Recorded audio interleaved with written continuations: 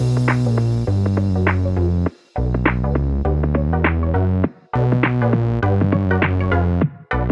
welcome buddies to another episode of Chris and Dave's Reality TV Cast. I'm one of your hosts, Chris, and my co-host and very good friend is Dave. Hey there, Chris, and hello to our listeners out there. Welcome to Chris and Dave's Reality TV Cast. We are covering Married at First Sight Australia, Season 10, Episode 21. Chris, it's commitment ceremony day. Where would you like to start? Well, Dave, I was thinking, we were like agonising when we finished watching it on Wednesday. It was like, we've got to wait till Sunday now to watch this. And I've been chomping at the bit. And to be fair, Love Island has delivered a little bit this week. We have had drama, so it's not been a complete waste where previous weeks you're sort of like, oh God, we need maths of the drama. It has been a pretty steady week in Love Island, so I've been quite impressed with that. But yeah, you start off, so you're getting a couple of them setting the table again. What's gone on? We already know what's happened. We get a little recap.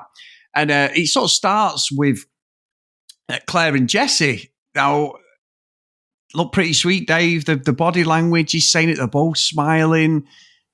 I sort of feel as if there's going to be another spanner in the works, the way that the experts were teeing it up for the next commitment ceremony. But I'm dead pleased that they've got somewhere. They look like they're both into the same sort of stuff, even though she wasn't getting the rock and roll sign, Dave, the heavy rock sign. But no, for them two, I'm pleased that there's no drama at the moment, but it just feels like we've not completely finished with them two. Yeah, they're just coming off the back of a week where Jesse said he wanted to go and he had nothing left in the tank. And Claire was going in full overdrive, wasn't she, on the real charm offensive. And you could see that Jesse was saying, he feels appreciated, he feels like he's enough and what have you. So I'm the same. I'm glad that they seem to be in a better place for right now. But you would think, that's not going to carry on forever. She's not going to carry on fucking throwing out rose petals everywhere you walk. So they've still got a massively long way to go. But it was nice that they just had that kind of moment. And Chris, he says he forgives her, for the little indiscretion there. So again, if you've got enough kind of a balanced view, you should look at like his own behaviour in all of that as well. So, that's possibly why he's got to that conclusion. But yeah, it started off with a nice kind of very short, oh, yeah, you're doing sweet, are you? Right, nice one, off you go. Next. Well, next, Dave, is Sandy and Dan. Now, Sandy says, we've not spoken pretty much since a couple of days ago. There's been nothing. He's not there. He's putting on his fucking activewear, Dave, ready to go down to the fucking ocean and the gym, because obviously the guy fucking lives there. We might as well call him fucking Aquaman, the way he talks about the ocean. What a knobhead he is. What? This guy is a fucking bellend, an absolute grade A bellend. And it's one of them where, John's like, well, so what's happened this week then, Sandy? And she's crying away and she's saying it, and he's fake rubbing her shoulder. He's like, I apologise. And none of the other contestants are even buying any of this shit, are they? They're all the girls are just like, fuck off. And he's like, yeah, I just want to say I'm really sorry to you and all this. And his fucking dialogue about, he takes sex off the table. She gets too emotional, apparently, Dave. What a gaslighting tosser. And at the minute he said that, he knew he'd fucked up with the experts. And then he was on like defensive, one sort of PR movement, trying to make himself look good. But what a fucking bellend that man is.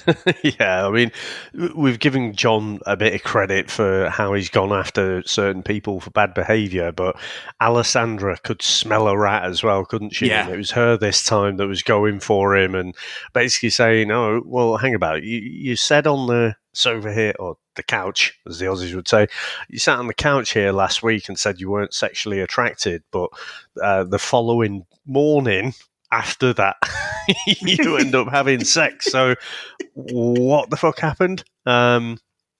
And then, I think no one is buying what Dan's selling at all. Not the experts, not the people, the other couples who are looking on. And it's just fucking verbal diarrhea that he's speaking.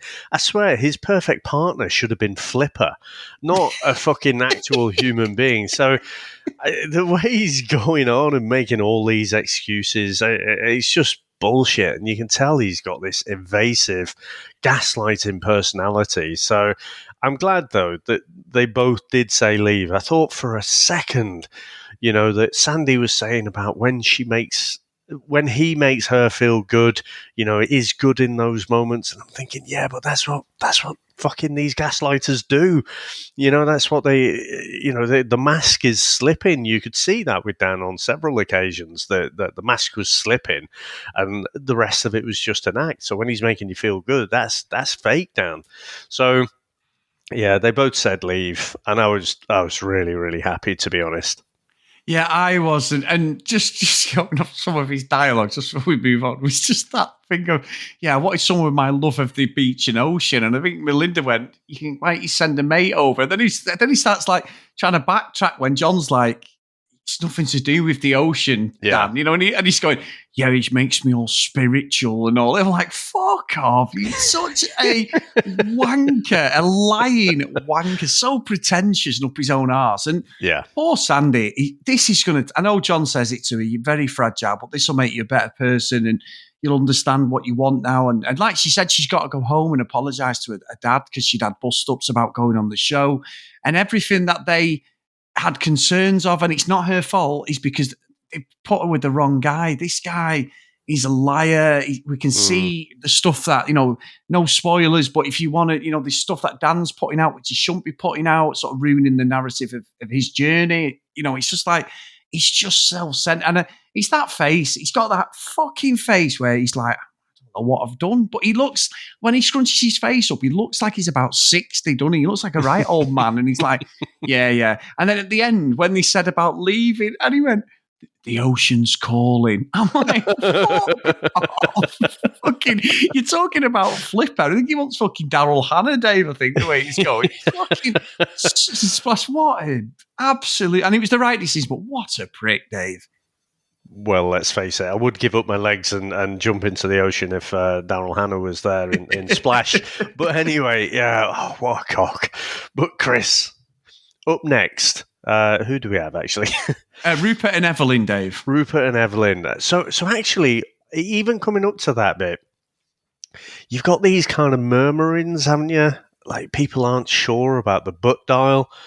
And, I think when they come on there, I think, you've really got... I think people are gunning for Evelyn a little bit. And maybe even Rupert as well. But, they seem to be getting on better. I mean, Rupert can string together sentences now, so that's well done him. Yay. I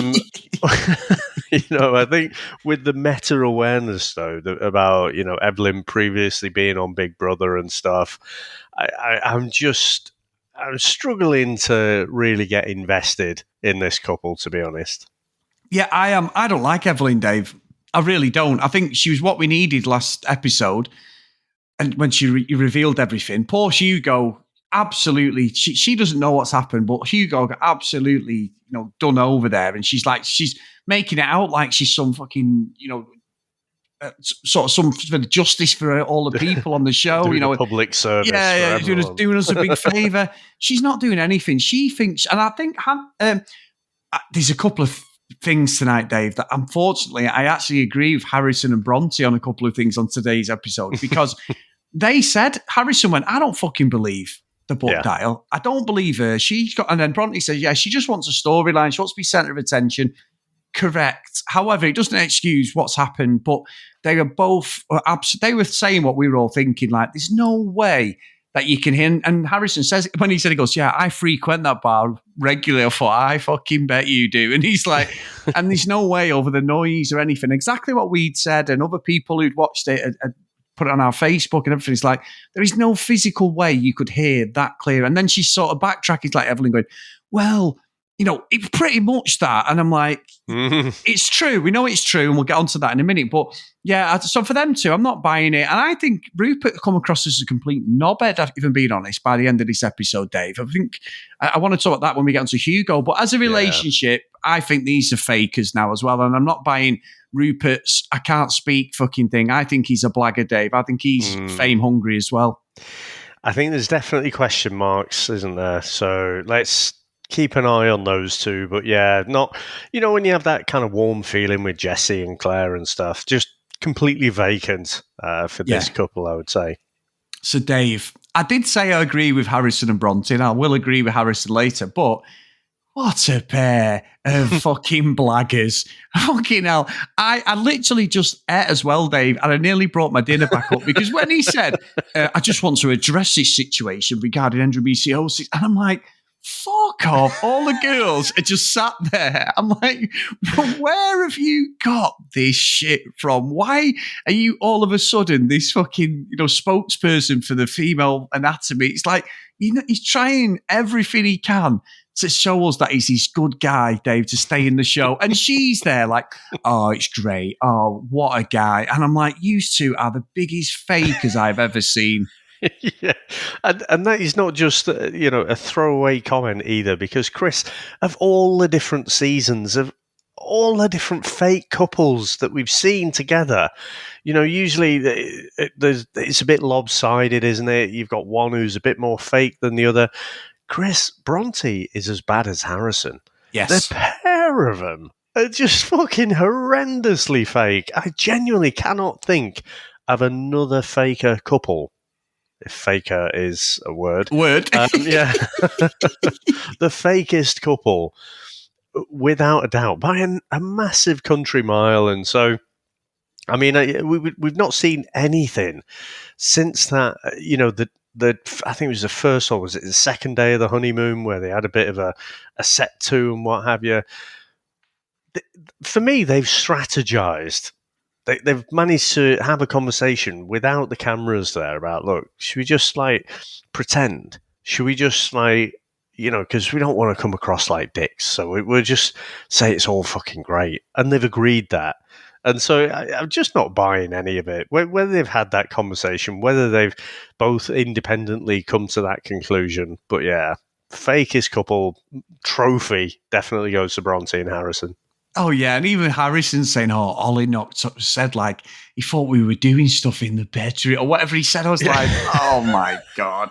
Have you fucking paid him off there or something? Just because you're having sex, it doesn't mean that we believe you're in a real relationship. And I don't know if they are, though. I don't think they are. I don't. Yeah. I'm with you. I think it's all premeditated and it's all bollocks, because what made me laugh about this, Dave, obviously Melinda and Leighton have been lying to the audience, to us, to the experts, putting on this facade that they're really happy.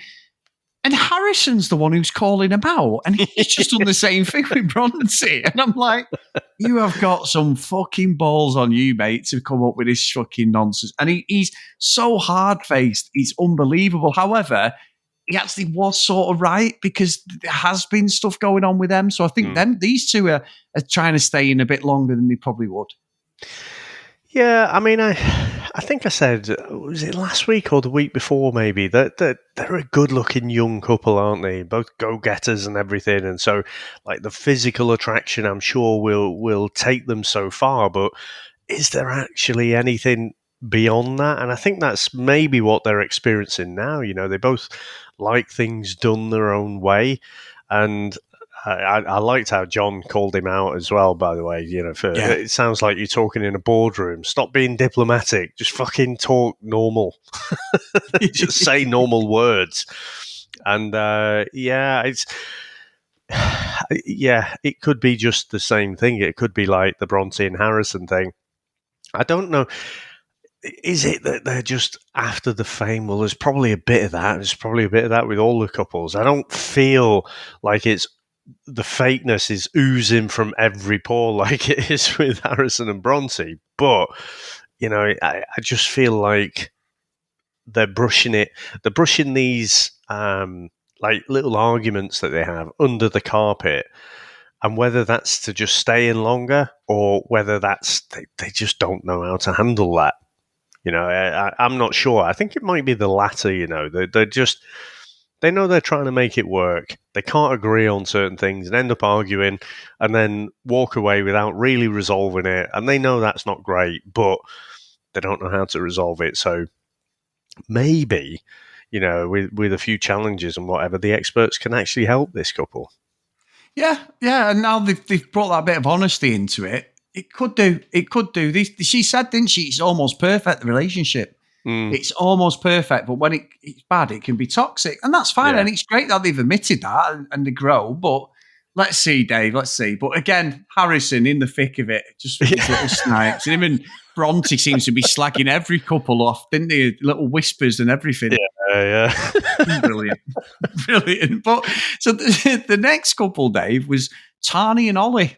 We might as well just say next. They continue to grow. Apparently, every day they're like two cells. You just expand, Dave, and every day they just respect each other more. So we were laughing, like me and Sam were watching. So I was like, "You don't feature these ones." I said, "Well, no, because they're happy. They're sort of ruining the show, really, because the experts have actually got something right, which is the whole point of the show. But us as the audience are sort of like fucking tossers, we're like jealous of the fact that they're really happy because it's like, well, you're bringing nothing to the fucking table with your drama. So, yeah, these two seem very strong, and every week they just seem very, very happy. Now, one of the couples, and he's been on my radar for weeks, I don't like him, is Cam. Yeah. Cam is a fucking dick. We've seen the stuff with his mum this last week where she called Lyndall insecure. I think what was interesting, Dave, I've got to say, so we go through this whole thing. Cam is so immature, and I just think he's a nasty little get, I think. He's trying to say, like, oh, it's just a way to speak and that. Not really been in a relationship. But if his mum is so forthright with her opinions, and you'd think he'd have been brought up with some manners, he doesn't seem to have any manners. I don't think these are compatible. I think John and Mel sort of went at him a little bit, trying to get him. He said, like, you don't hit a sledgehammer, when you're doing these things. You need to be more subtle. But I just don't like him. There's something about this lad. As it's gone on, he's a fake nice guy, I think. And I think he's a nasty little get. And I think what was strange was when they went, what are you going to pick? I thought, it's got to be Leave. I think Linda's going to pick Leave. And they both started smiling, going, I've had a great time. Stay. And I was like, it was been the best week. Yeah, I was like, you've been in tears here. What I am your result of the conclusion of what you both come to is not what you've just been telling us. It was so bizarre that.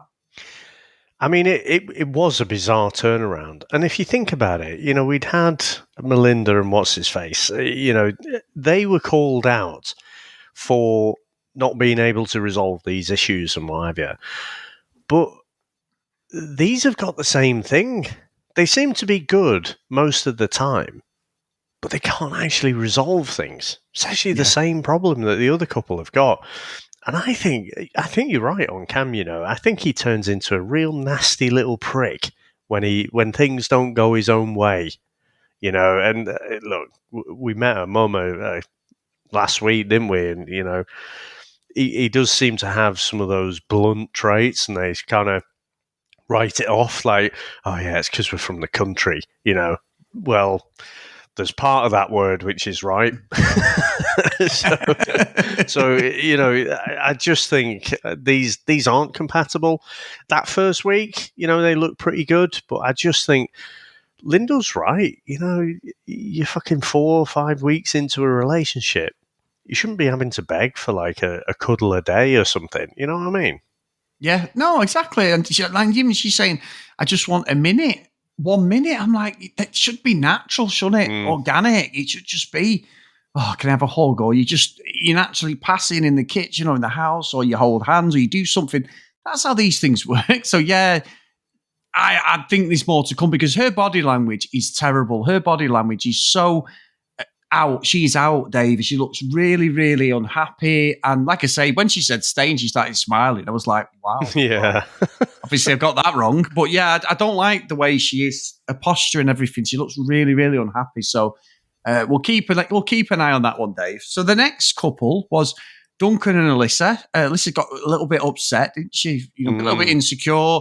They still seem pretty happy. I mean, Duncan he's not controversial. He seems quite attentive. I think I think she probably, the way it seemed to me is she sort of can't understand how they've not really had a lot of drama. Maybe it's going too well. Maybe in the past she's had this and then relationships have fell off a cliff. I don't know. I know she was having a go at him over the whole Shannon thing and things like that. But he's done nothing wrong in my eyes. I almost think, Chris, Duncan has grown in a lab. He's been a part of a secret experiment to create the perfect bloke. Alyssa probably can't believe it because he's done absolutely nothing wrong whatsoever. Even when she was being a bit fucking non-linear, wasn't she? Like over the whole cheating thing last week at the commitment ceremony, and she's fucking having a go at Claire and whatever. Like say, having a go at Duncan for just having a chat to Adam, even though he was, telling Adam off for his behaviour and stuff. So, yeah, I think she might be just sort of thinking, hang about, do I really deserve this? And so maybe the feelings are getting a bit deep. But, yeah, like I say, I don't really see. Duncan seems to be open, what can I do better? But I just don't see that he's done anything wrong at all. So she's a bit too judgy for me. I think so. I don't necessarily see these working on the outside because that'll get tiresome for the most patient bloke in the world. So but for the show, yeah, they're from the crop that we've got, they're probably in the top half, aren't they? And as you would say, Dave, the fucking bar is low anyway. Yeah, so. Exactly. So the last couple, Dave, and this one, I need all your opinion on this, is Hugo and Tayla. I cannot understand how Hugo is saying nothing through all this situation. I know she doesn't let him half the time, but I am absolutely perplexed from what we've seen of her when they were together. Everything she said to John she was trying to avoid doing, she has done plus 100. Everything that she said, I've ruined relate, blah, blah, blah. And this whole thing about Hugo backing down, and I was asking Sam what you think, and she's like, I just think he's being a gentleman. Well, but he's being a gentleman, but he's making himself look bad for some, look, she is a see you next Tuesday. Let's not fucking mince our words. He's right. He should have got put with someone else. She's horrible and she's absolutely fucking delusional. And I still, to this day, Dave, do not believe for one fucking minute that phone was pocket dialed. And I agree. I hate myself for saying this. I agree completely with Harrison. There is no way. And when Rupert started getting arsey with Hugo, I was like, Rupert, you're a lying fucker. He's told Evelyn this, and she's gone, experience from reality TV, we need to go and speak to the producers, and we'll just say it was a pocket dial. And then we get this fake, oh, look, here's the free phone calls here. Well, anybody could ring at them times and say, right, and we're going to... There's no way they heard all that conversation. So I think Rupert revealed himself there as the knobhead, and he had a go at Hugo, but I can't believe I'm saying it. Harrison was right, Dave. This is 3 times I've agreed with that toss pot, but he's right. I don't believe any of this for a minute. Look, when you've got someone who's so used to concocting lies, it is easier for them to spot other people's liars, other people's lies. So, the reason he's called it out is because he's thought, oh yeah, that's like something I'd come up with that. So yeah, it's like your best cybersecurity people are people who used to hack systems, because they know all the ways to get in. So I just think that's, Harrison's still a knob. But yeah, he's right in this case. And I think we said when this all unfolded, I think we were saying, oh, this is the producers. And I don't think we were, completely off with that. But it's not like they created it out of nothing. I think you've just called it exactly how I saw it as well. Rupert has come, spilled the beans on everyone, threw fucking everyone under the bus. And then whether it's Evelyn or, it probably is Evelyn, and whether she's involved the producers or whether they've come up with this pocket dial approach. Because Hugo even says, I don't understand when you've got like a Face ID on your iPhone and whatever. How do you pocket dial someone? He's fucking right. That's when Rupert was getting angry, when it's like, well, that's not really the issue, is it? It's on you. You got to take accountability and stuff. It's like, oh, yeah, you did spill all the beans, didn't you? Yeah. And you're just trying to fucking get out of it. So, yeah, I completely agree there. There was definitely something off. I don't know. I kind of feel like Sam's right there, that Hugo's trying to be a gentleman, right? He's been in the wrong, and he's been caught out or thrown under the bus, depending on which version of events you believe. But he's probably, I don't know, is he just a bit young to realise, sometimes you have to embrace the fact, you know what, they are a cunt. So, yeah, I'm sorry you had to hear that. Sorry, not sorry. Or he might still be sorry, but, she is a cunt, so, he shouldn't be that fucking sorry. And I think maybe he's just trying to atone for that, because I think there's a bit of he's trying to atone for it. But Chris, when Claire said she was going to stay in and she had absolutely no reason to stay, I did say, well, she's just shown herself to be fame hungry there. I'd have to say almost the same for Hugo. But like I say, with the caveat, he does seem to be genuinely remorseful. And I'm glad that the experts didn't just talk about that one issue, because you can tell everything else, Tayla just treats him like shit. She treats him like something she's fucking stepped in. And it just comes across the absolute disdain that she holds for him. When John was saying, well, did other people kiss you on the cheek? Yeah, but I didn't have a problem with that. It's just Hugo. My husband. So, yeah, the person I'm supposed to be in this experiment with. I fucking can't stand him, apart from his height, which is very attractive. So, yeah, she is absolutely despicable. And I tell you what, I called her Veruca Salt. She fucking is. I mean, she is almost a parody of a spoiled little child. And did you notice, Chris, she was saying, like, I can't remember exactly what the words were, but it was something like, all my other ex-boyfriends hate me, but they tell me to my face. Yeah. They're going to be seen next Tuesday to my face. He didn't. Oh, well, that's terrible. Do you realise what the fucking common denominator is here? Yeah. It is you. And it's, it's funny that they all get to that same conclusion. So for me, she is taking no accountability whatsoever. I know they're still a new couple. So, they probably do want to stick around, or Hugo probably does want to stick around for a bit, but my heart sort of sank a bit when he said stay, because it's just like, mate, this is not going to get better. And you're going to spend a week like basically throwing rose petals in front of her while she walks around and just treats you like fucking shit. Yeah, I agree with that. I think it's like this treat him mean, keep him keen, Dave, but she's just going to be treating him mean forever and a day. And you're right, when he was saying like, oh yeah, I'm going to prove to her. And I'm like, what are you going to prove to this woman? What are you actually going to prove? Like you say, she's acting like Veruca Salt. She's acting like a slaptar. She's spoiled. She's ruined every relationship she's been in because she has an unrealistic, target and what life is about. Unbelievable. I would, you know what, Dave? It'd be brilliant trying to see her work as a nurse, because she'd be like, cut your hand. Oh, get over it. You'll be fine. Yeah, whatever. I'm not going to break my nail for that bandage. Exactly. I don't care if you're fucking bleeding out. Yeah, you want your bedpan cleaning? Not a chance. Not a chance. I'm not doing that. I mean, that's utter bullshit. I mean, what? Yeah. How old is she? Was she like 27 or something? And I reckon she's had previous quote-unquote careers, but I mean, I'd love to know what her actual background, is she from very wealthy parents? Is she an only child who's just been spoiled rotten for her whole life and then has just taken all of that into adulthood and never had any real lessons? I think it's the latter.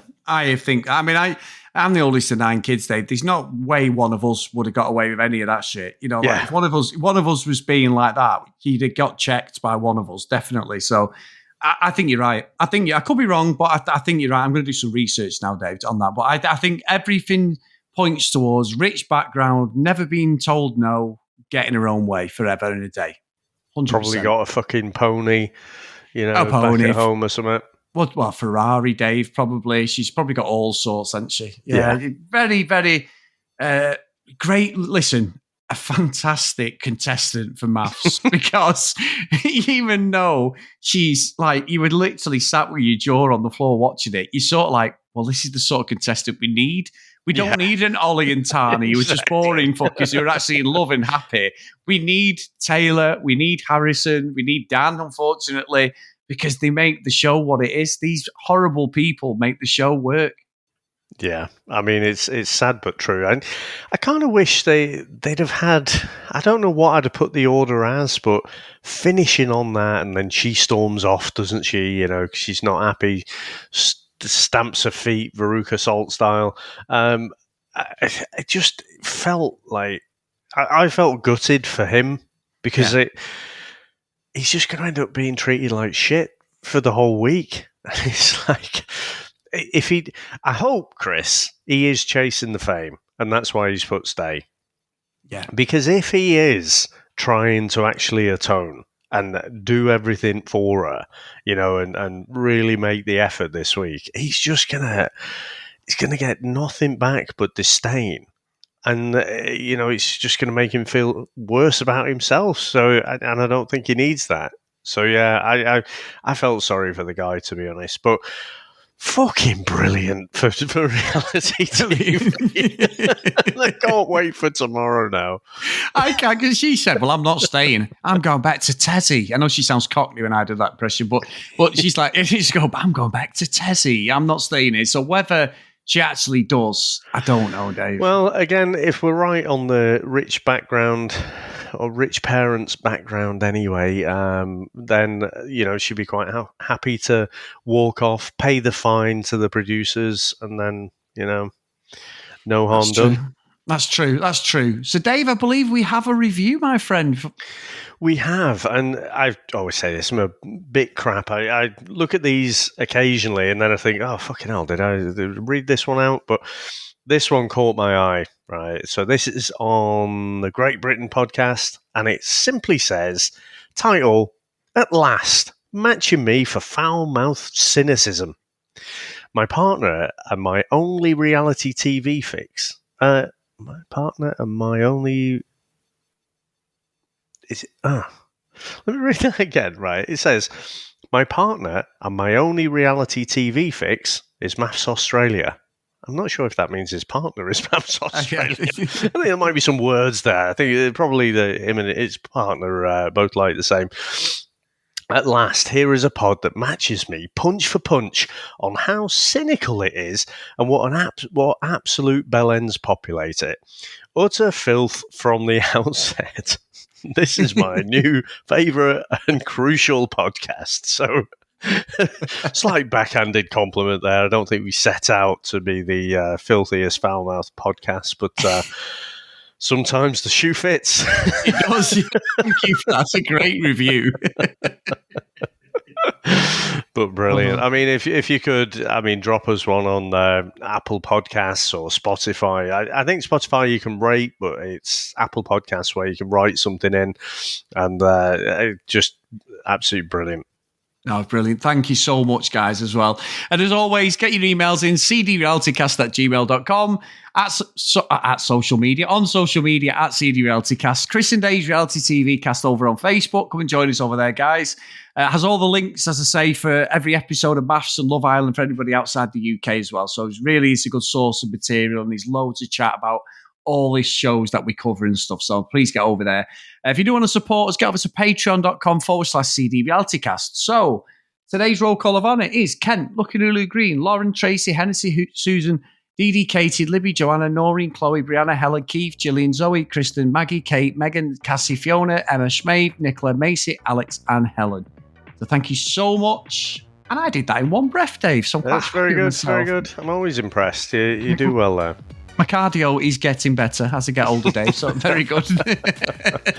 Well, Chris, we are back probably next with Love Island, and then we'll be back on Maths tomorrow. So awesome stuff, sir. So thank you very much. Thanks to everyone out there for listening. Thanks to all our supporters, and we'll speak to you next time.